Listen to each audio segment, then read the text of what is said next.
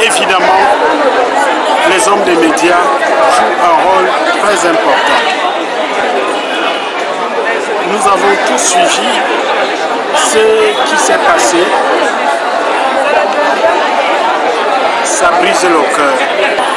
Et nous allons prier pour son âme, pour sa famille.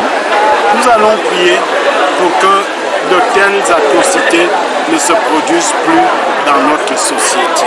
Monseigneur Dama Zingatana réagit ici après la cérémonie de présentation des vœux à la cathédrale Saint-Joseph de Kribi. Les journalistes ont sacrifié à ces rituels, tous de noir vêtus.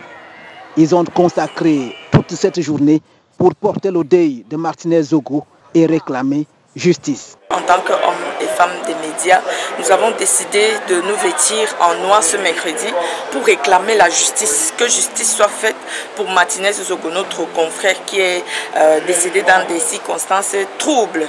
Et nous espérons vraiment que les enquêtes qui ont été ouvertes et les pouvoirs publics, les forces de maintien de l'ordre qui sont sur le dossier vont aider les hommes et les femmes des médias qui sont inquiétés. Parce qu'aujourd'hui on se dit, ça a été Martinez Zogo, demain ça sera qui? L'État du Cameroun a pourtant ratifié de nombreux instruments internationaux, notamment la Déclaration universelle des droits de l'homme ou le Pacte international relatif aux droits civils et politiques, dont les articles 3 et 19 consacrent le droit à la vie, à la sûreté de la personne humaine et interdisent que nul ne soit inquiété pour ses opinions, des droits qui peinent à être implémentés. Un état de droit où régulièrement les gens sont assassinés.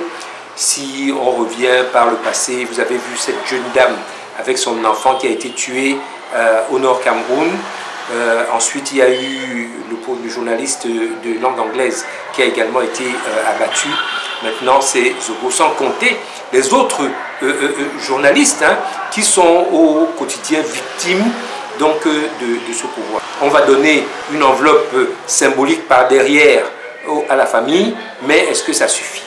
Au-delà des menaces que les journalistes subissent au quotidien pour exercer leur profession ici, ils exigent que le cas Martinez Zogo soit la fin de l'impunité pour que les citoyens vivent en sécurité dans un état de droit.